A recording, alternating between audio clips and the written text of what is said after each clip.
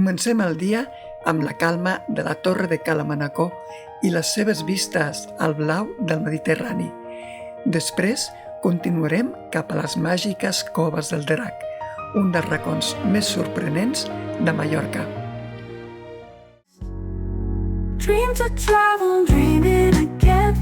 Maybe this will never end. Grab it all and don't look back. Take a risk and follow your path. Som en Xavier i la Mercè i et convidem a acompanyar-nos en les nostres rutes amb la pelotilla. Bon dia, somiatruites. Estem a Porto Cristo, que pertany a Manacor, i anem a fer una volteta. A veure, no hi ha camí de ronda, però anem a veure si podem fer una miqueta camí per aquí, per la costa, i us ho ensenyem una miqueta. Tenim aquí la Torre de Cala Manacor, que es va construir al segle XVI per servir de vigilància de la costa i mitjançant foc es podien enviar missatges entre les diferents torres. I els primers torrers, que no farés, cobraven 75 lliures.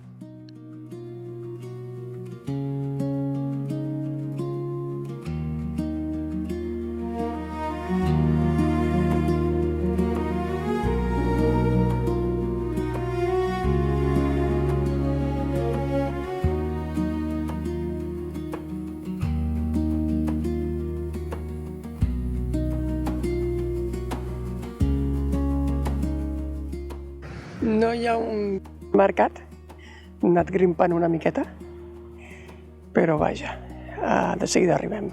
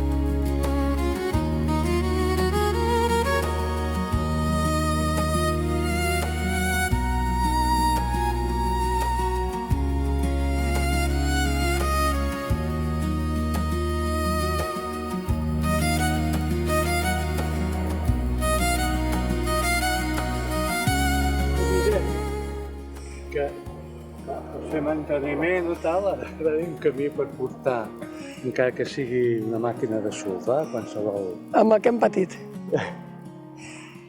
Allò d'allà baix és Porto Cristo.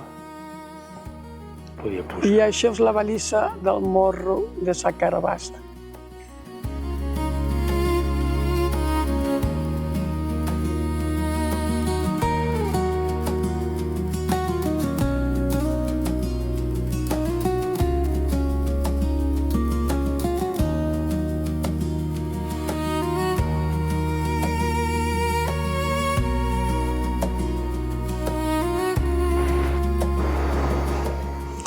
El camí porta aquí a ran de mar. Hi ha unes escales, o sigui que imaginem que per fer manteniment deuen venir en barca.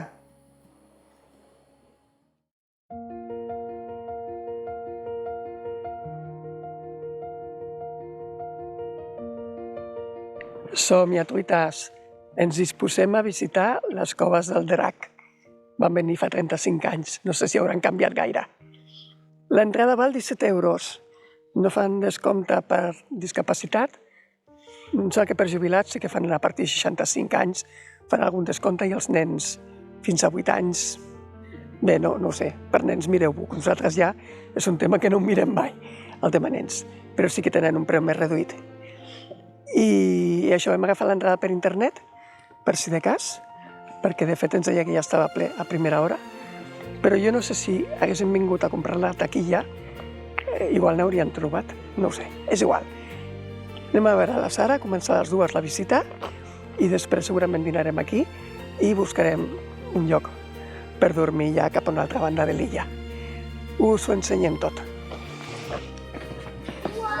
Les coves tenen 200 metres, un 25 metres de desnivell i no sé què podré gravar. Està documentat que les coves ja es coneixien a l'edat mitjana. Inclús al segle XVII-XVIII es van començar a visitar.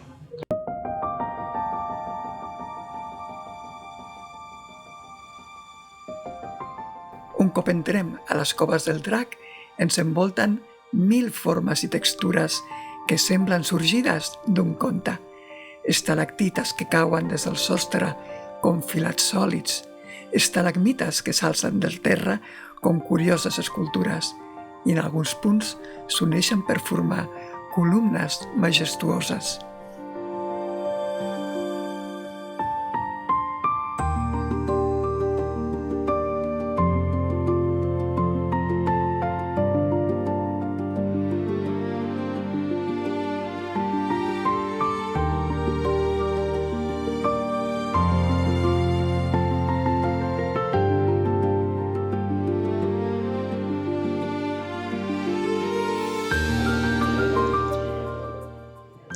Els primers planers els van fer al segle XIX.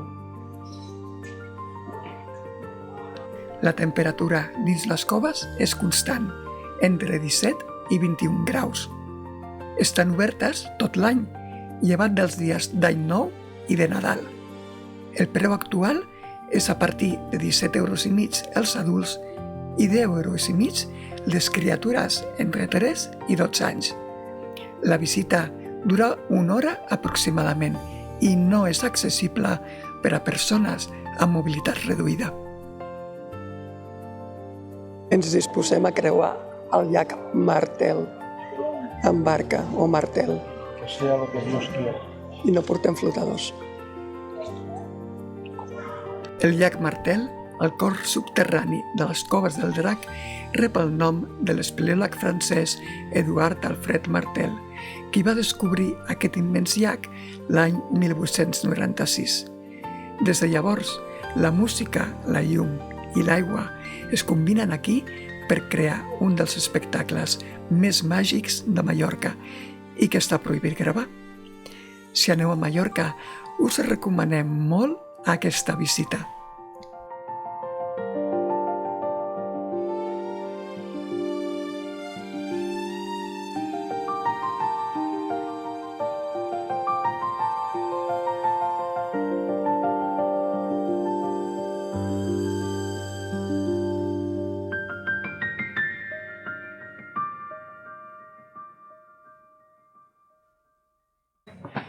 Això sembla el Calvari que vam fer a Pollença.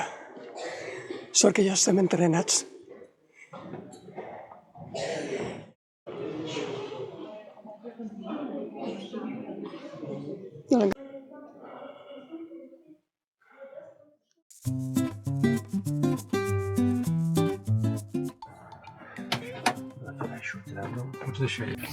Què tenim per dinar avui?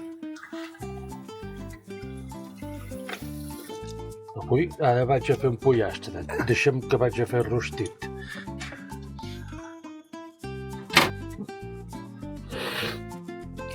Doncs ja tenim el pollastre rostit, Feliç flaix. amanida, pollastre, el pollastre gran Pollastre. El pavo. i l'amanida gran. Apa, bon profit!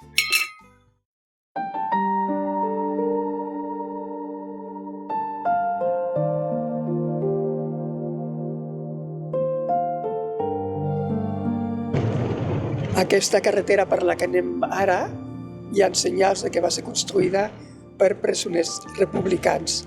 I és que durant la Guerra Civil van haver-hi camps de treball aquí a Mallorca, crec que van haver-hi uns 20 camps de treball, i els presoners es dedicaven bàsicament a construir carreteres i també la via del terreny. De fet, quan vam pujar a Port de Sóller, al far que vam dormir, aquella carretera també l'havien construït presoners de la República.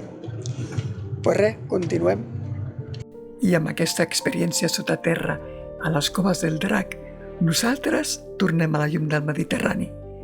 Aquest vespre pernoctarem a Porto Petro, un antic poble de pescadors amb molt d'encant, perfecte per descansar. No us perdeu el pròxim vídeo, que la ruta continua. Benvinguts a Porto Pedro. Avui, si ningú ens fa fora, dormirem aquí. Tot és més xungo.